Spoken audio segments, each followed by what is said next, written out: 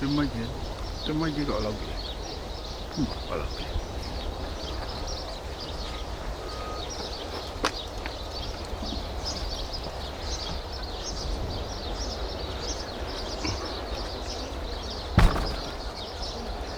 Tu lo tu? Tu lo pa? Maybe better here. Yeah, Yeah. I can move around. Catch everybody, eh? Tu lo tu? Te kau? Late. Malo pito. Malo. Yeah. Yeah, we will stand at the end Yeah. because there's no room. No worry. Thank you. Thank you. Yeah. Yeah.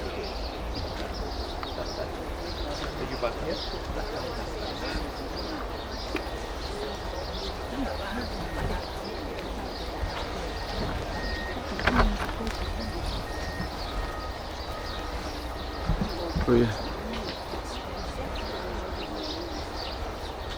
Rugby.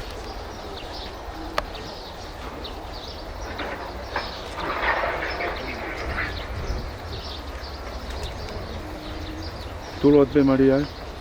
Thank you.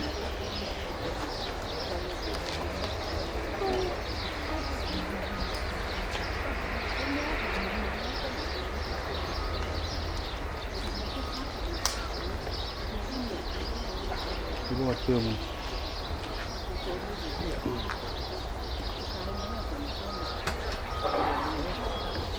Sayang.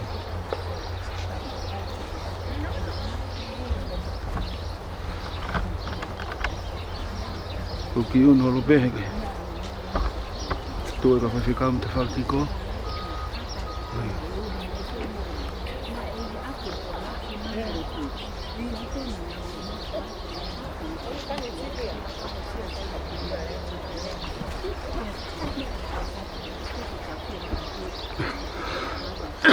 Tro.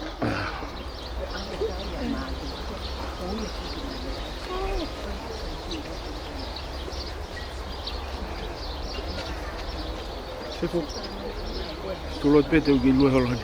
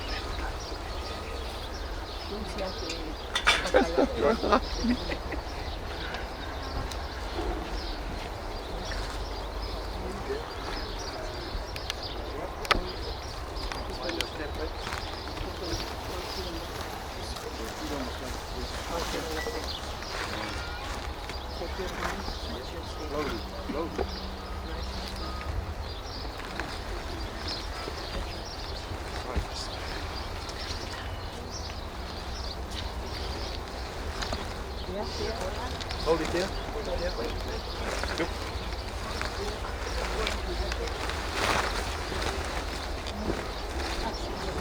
Up a little bit. Are we good there? Right in the middle.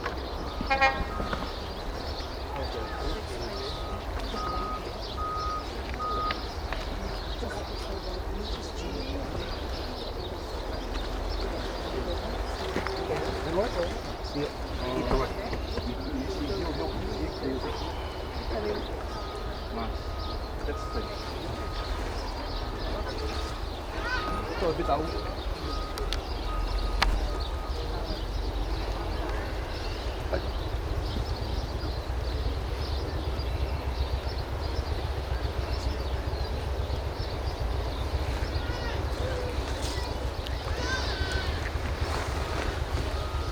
Hello.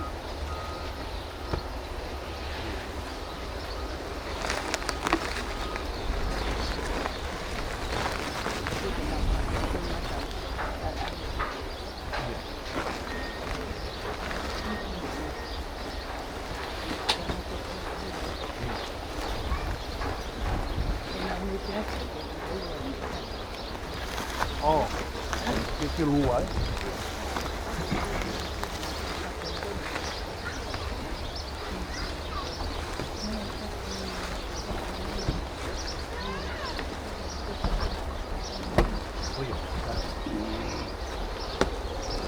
Laya kau.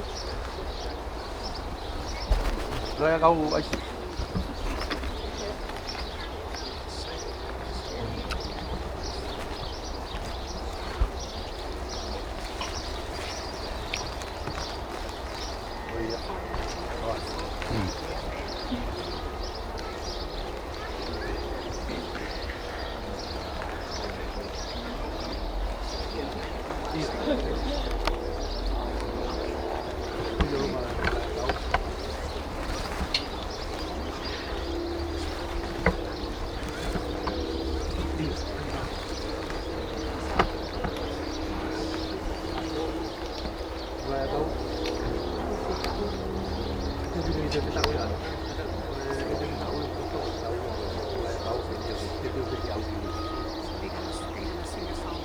Iya, iya. Kita mau kita tahu. Mau.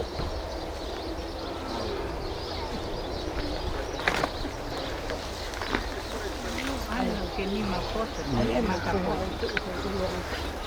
Que yo que sai que ponía. Ni makakai na makakoto, na koto. Yo Waikaraka. Ko te ati.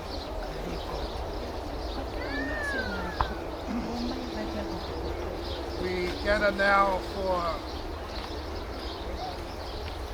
last ceremony, Christian ceremony for our father, our brother, grandfather, Opeti Tupou. We brought nothing into the world, and when we leave, we can't take anything out. The Lord gives and the Lord takes.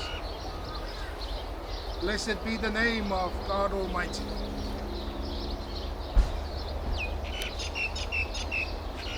Let us worship God. Do not be afraid, said Jesus.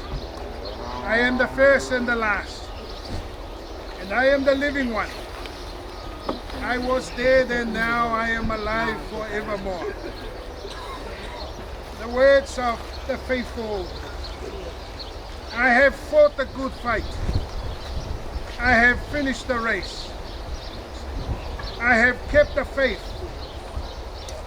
Finally there is laid up for me the crown of righteousness, which the Lord, the righteous judge, will give to me on that day. And not only to me, but also to all who loved his appearing.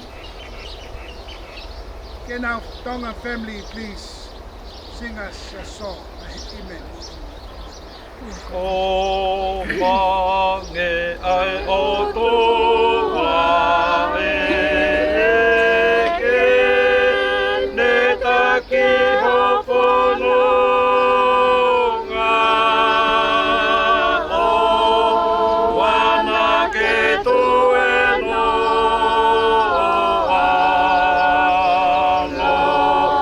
lo tonga pe e tau ma Mai ke mo'ono, ia ke mo'ono, ia ihoha, fua pe ke mo'ono, ia ke mo'ono,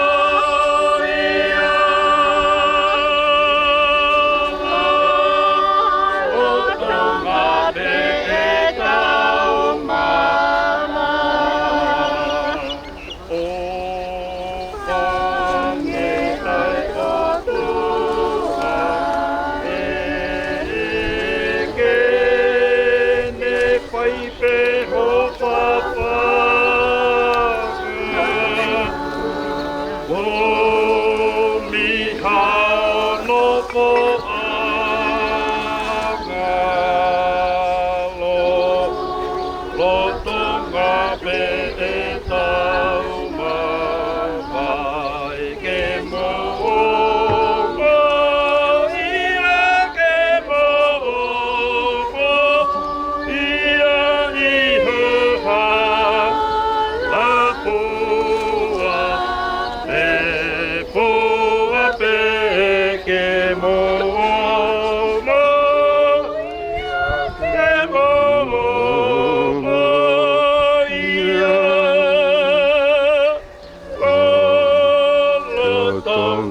e tau mahai.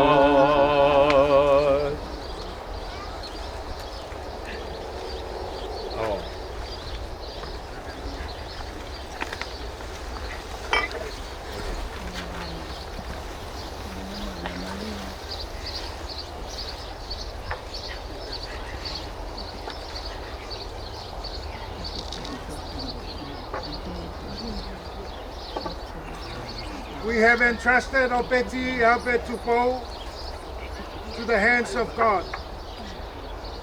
We now commit his body to be buried. Earth to earth, ashes to ashes, dust to dust, in the sure and certain hope of the resurrection to eternal life. Through our Lord Jesus Christ. To God be glory forever. Let us pray. O God, our Creator, our days are like those of grass, like a flower of the field. We bloom, the wind sweeps over us, and we are gone. And our place knows us no more.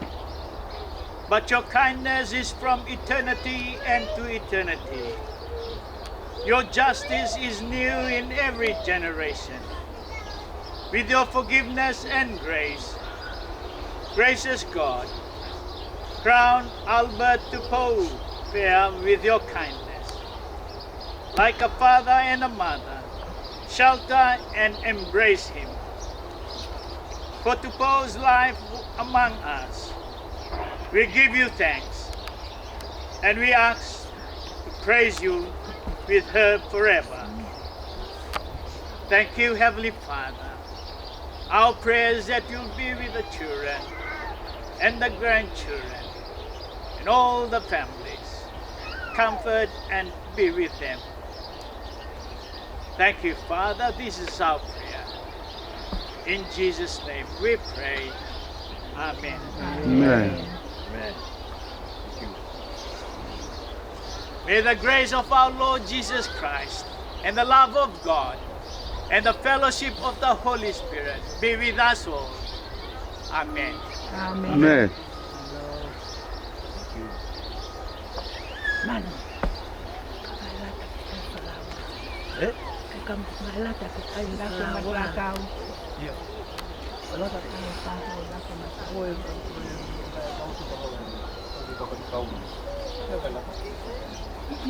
Koy na uto. Oh, koy na. Malo.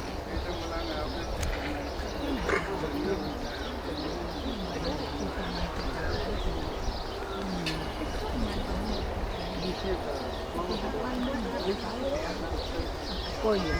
Malo malata.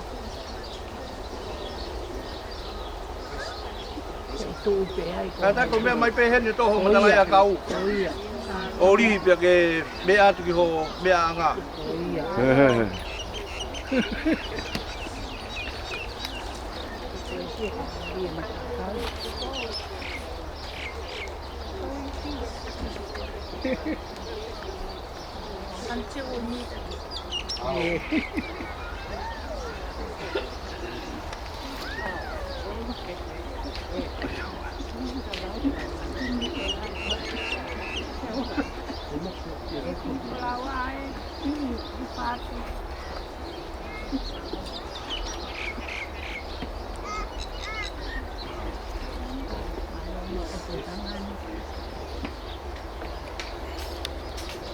Me mai ori ho madalai a kau ngua a ka tau. Matuku. Tupou.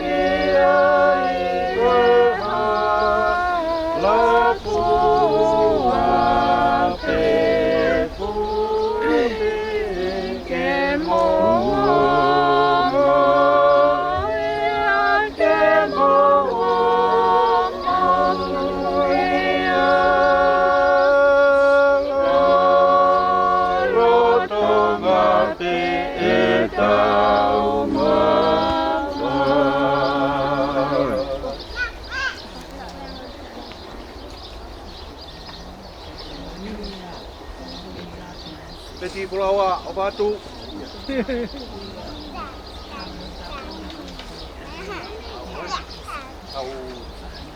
Au tanu ike me puri e buha to ki ha o mai loya o pai lo le ya ai. Malo bito awa mai pe vai nga ko na bito e na mandala ya kau. Malo bito.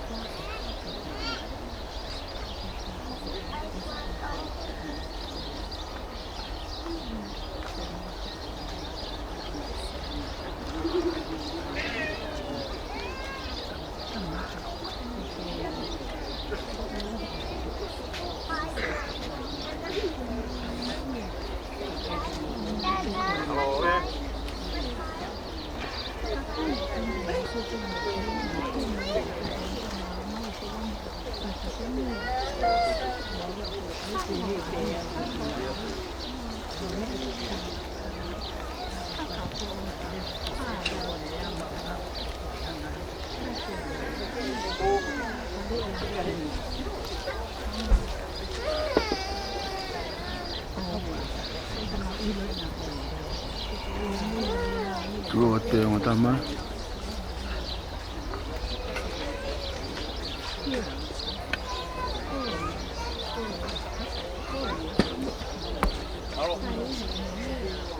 Estamos lo que está nuevo. Betul-betul ni. Mai ko kai estamos lo que ni ma. Sam.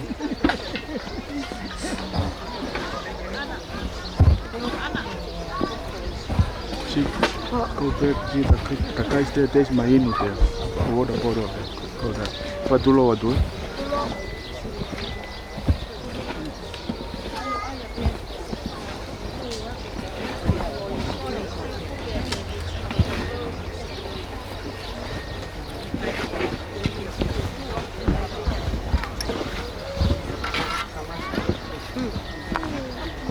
Thank you.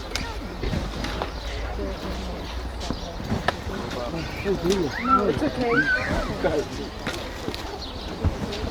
I'm fine.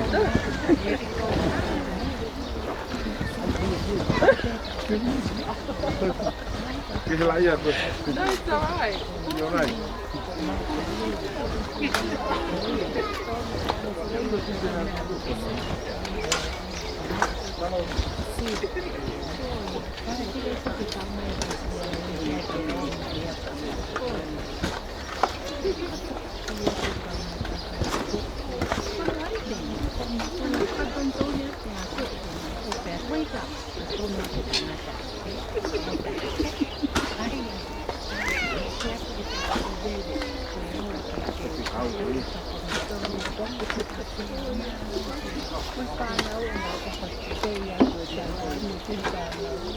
Mai pia mu ai ke puri ai ko bai.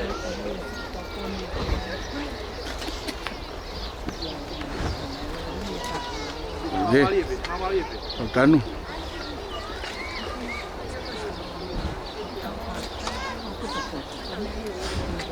Ma, a ori ho sa mo. Ke bu ye la.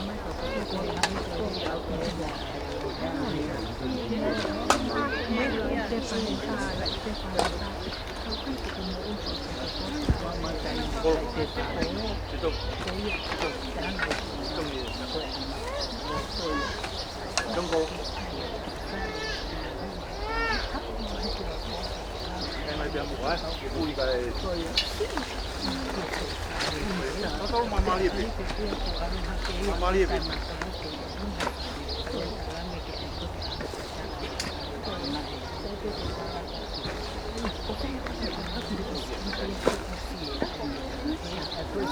oh tao cái mai hay kisah bolong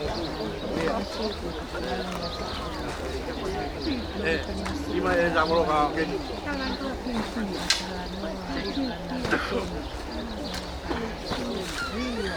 amalin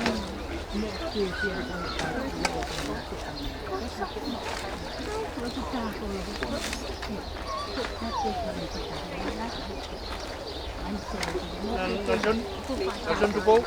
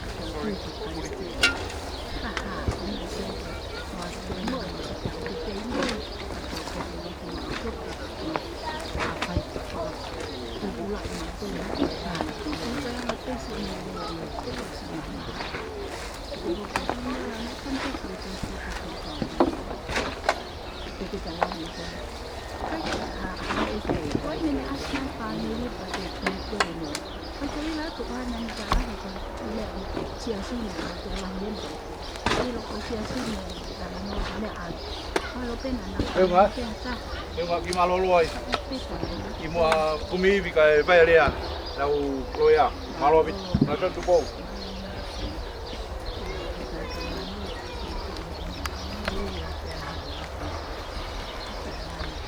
malo bit rồi tàu pha bá vào thì cái thích với đi là người tập hay màu lắm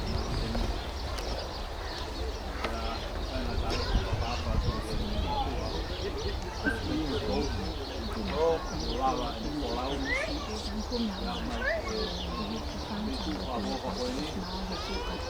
Aki tuna moi au tia. Nata tia ka tia ye oa ana o ami. Ia ni o ma ia tu a ko ia ni kamai. Ko tangata iki ulahi ia I tangata iki ko ia a Opeti. O si peti alo. Le ko ia atu e malo. Ko honga mon ka motor me ye. Ko ke lau ki tonga mo te tu ko to te mo ngani mo lava mai mo buli. Ka fa ba pa osi ki mo tu atu mo masiva ko ni ko. Lea kwa malo ka motor e o e ki te ko pa ki ka mo ka ku lot. Mo ka o family ko to a ko ia fa e ko ia o te ti.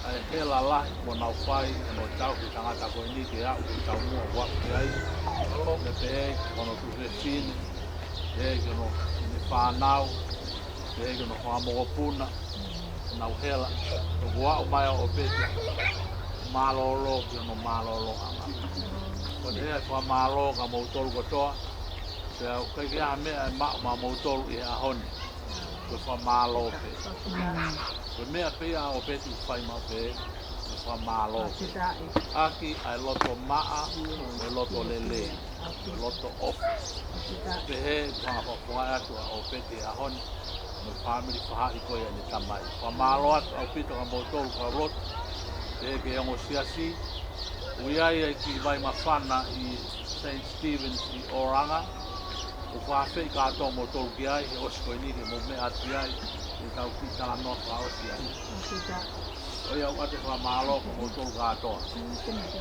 For those of you who did not understand my language, when I first came here I couldn't understand English, and when I went to school here I failed English.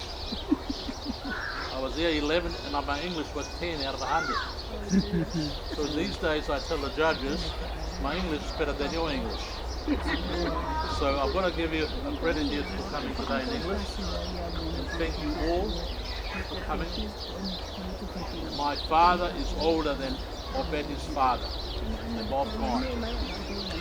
And I, on his behalf, want to thank you all, members of the two churches, members of all family, members of Opeti's mother, and everybody has come from overseas and other places from New Zealand to be here. There have been other places, people from South Island who've come here today. Thank you very much for coming.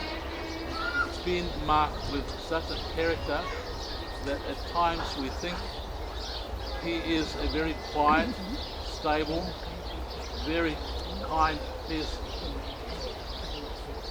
Sometimes his kindness does not come into what we think the good things are, but it's very straight. And we're here to pay the respect, and I want to thank you all for paying the last respect for him. And I wish you all the best from wherever you are, wherever you travel, taking care of the road. There is a cup of tea as we call at St. Stephen's in Oranga Avenue. You're all invited to come there and share the last few minutes of the day and anything about saying goodbye to your pet. Malo. And I want to thank his family, his wife, children, grandchildren, and everybody else. And lastly, for the Pahu. The Pahu is a grandson of the Shirley Veta. The Shirley Veta is the only sister of my father, the only sister of Opeti's father. The Shirley Veta is her mother,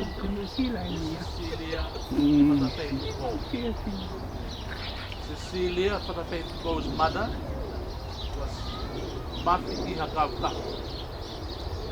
Mafiki Hakautapu was the eldest no pere ko ni stutone ko o nuku kolonga ko no tuhe fine lahi ko Mafiki Hakautapu.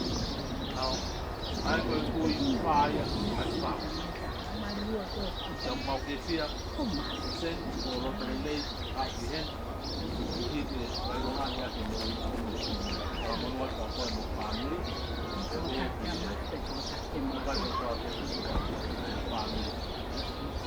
Well, we came here a bit. I think I'll just say the last word to you. Opeti and I, you hear he came in 1966. I came in 1968. I'll never ever forget that day I met Opeti. It was in a flat in Rockville Road. And I came by bus from Kearatu to the city to Ellerslie, and I walked up to his house. When I knocked on the door, he opened the door. And he's the guy that went to Tupou College. And he stands there, very well dressed like a European male person. He had long socks, nice fleshy shoes, very nice piece shirt. And then after conversation, he looked at me. I saw my little sleeper. That's the best you get in Tonga. And he said to me, let's walk to the shop. We walked to the shop. I was only in for 2 days. And he gave me a palang shoe. How can that be? That I had my first palang shoe. So I hope and I wish you well. All the best for the rest of the day.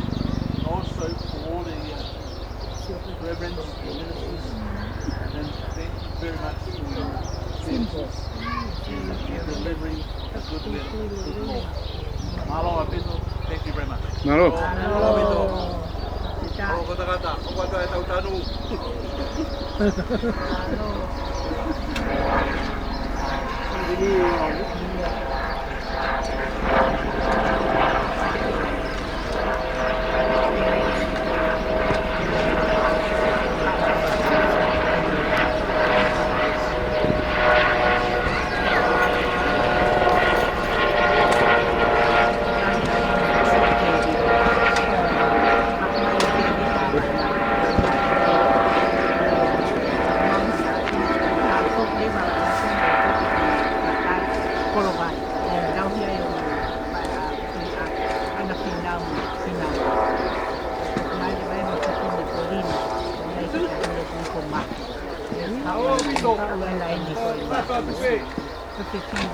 Tau osi ka me he ki ho ani oranga.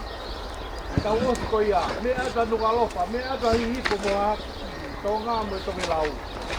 Aha toi, tuku kia te au ki toki tanu i tomu homo ho, tanu i mo to umu. Tau osi ia. Tau osi mooni o kai ko ha osi whakalau lau. Osi koe osi. Malo opi to homo mea mali.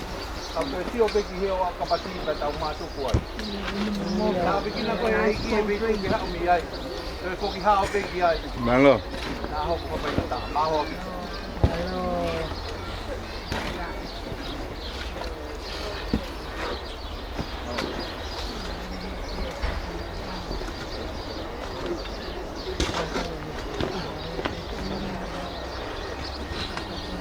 Tā mamari e pe. Tau omi kātoa kere ko nā ki tangata. Koro, ki beto. Kau te ke ala ke sāpo ro mea mai. Mai ko.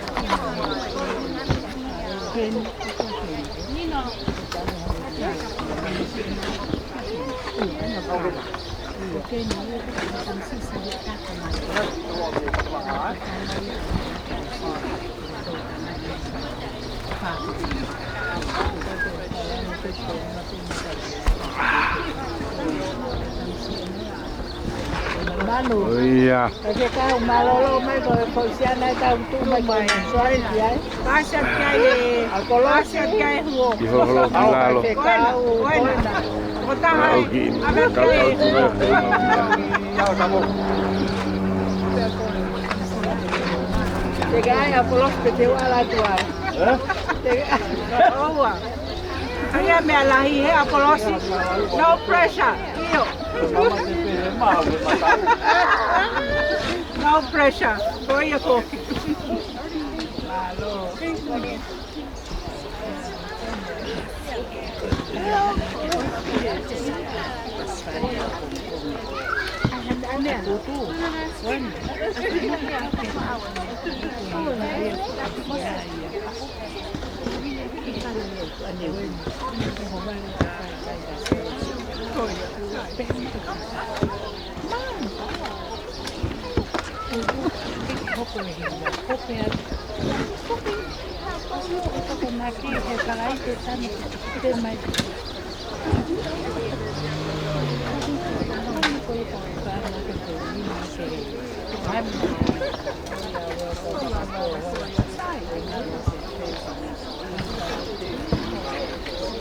Le lui mai ki he.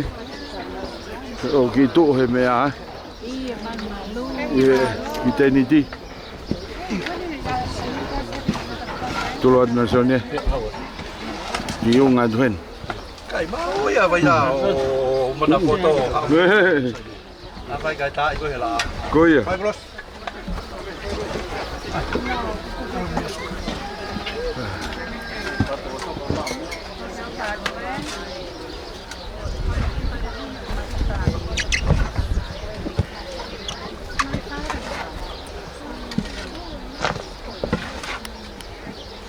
Cái đó cái này mà cái mà đang bros.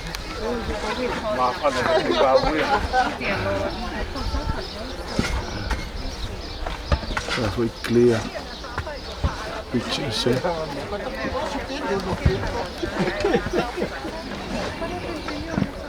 Oh, ada lele.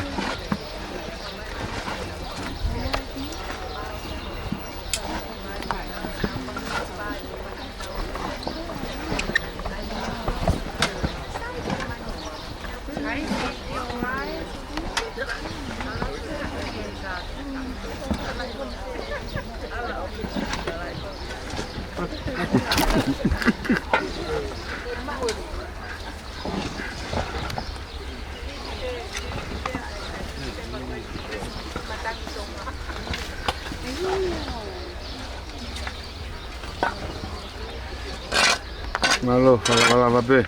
Alo. Para ege ap aho. Ya. La lele. Oh iya. Ege u ha.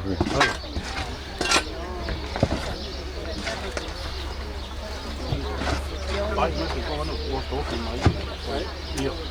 Cái hậu cái có là nhiều. Là tục những cái thằng kia con là học lên là là trộm mất.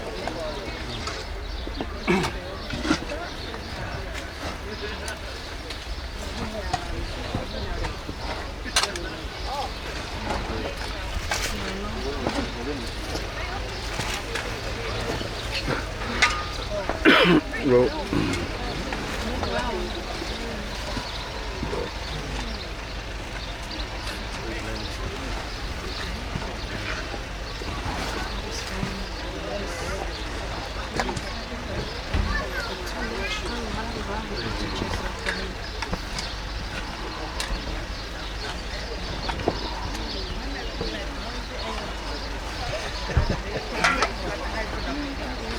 Oh, bueno.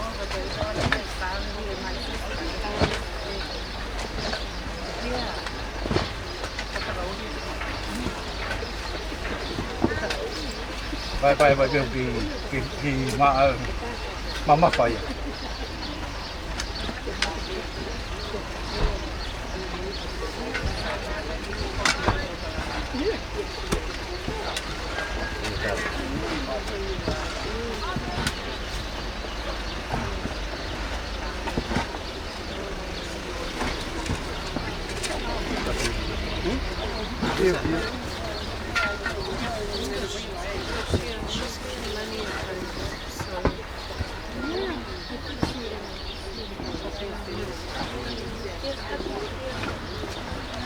Boys come in and check in.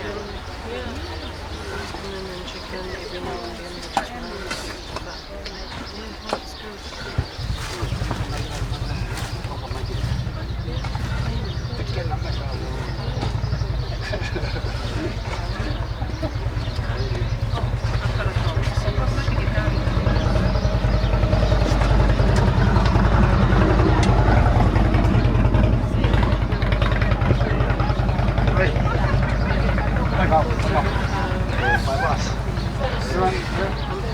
it's good.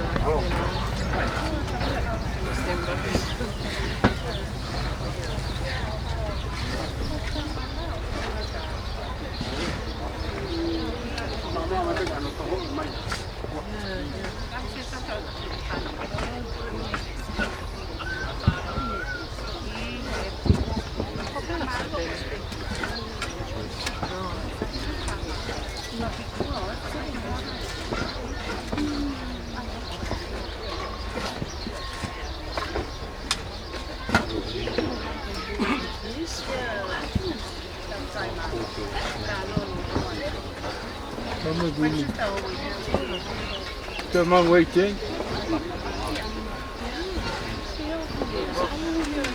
Okay. Why you wearing my t-shirt? Atuh mal-mal. Kagala ki sabolo. Kusi atu. Kutalka. Kusi. Ada. Kusi 5. Tentang. Kita belum buka berarti. Kita belum. Kita belum.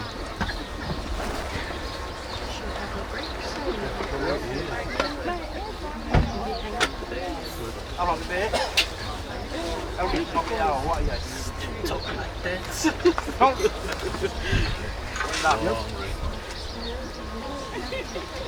Kalau lihat. Oh.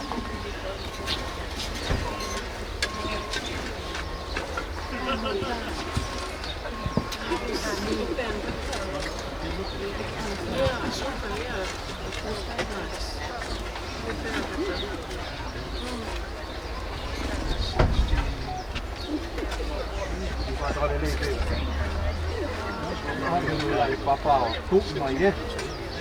I a little bit.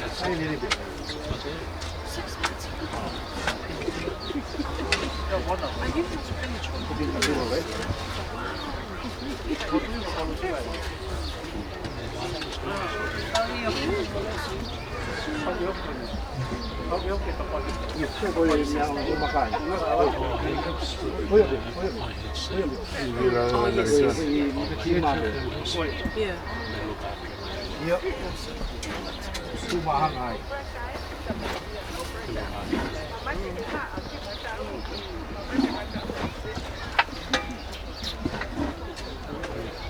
Oh, ulang ay may bela I papa.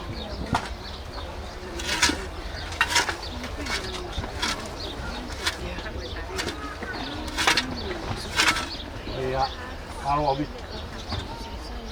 Tahu lah. Pinamato ako may panlalagaw.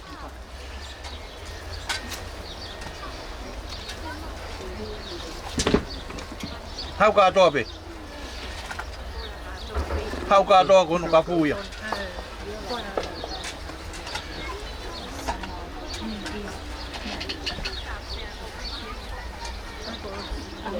Iyo, ali ro mari.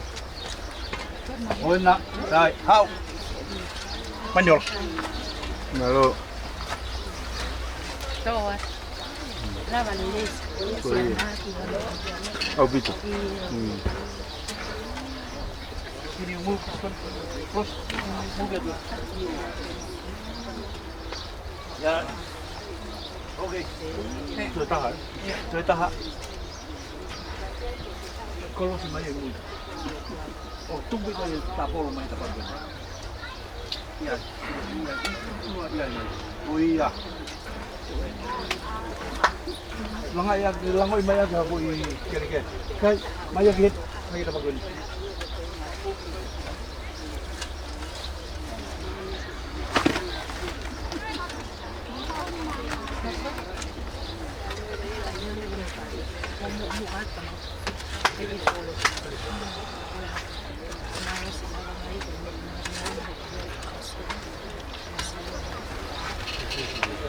Alo, có phải ta? À, một ta? Tao mà đúng. Mà tôi muốn một cái kabati. Ôi, một chút bên mình hè, cái ta kia là cái phải ta bên. Hả? Cái mày có qua nào, qua đâu vào bên này? Kata.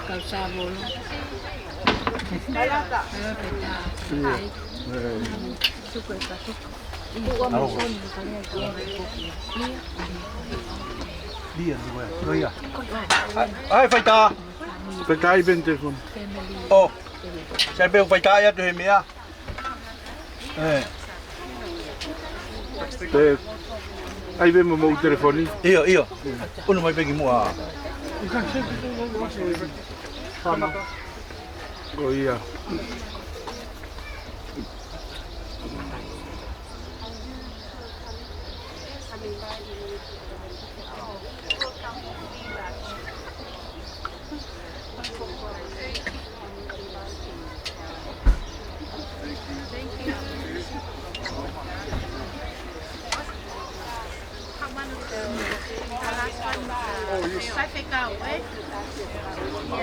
Ya, ya. Iya. Tahu tu bahaya tak. Saya Waduh. Waduh. Malo.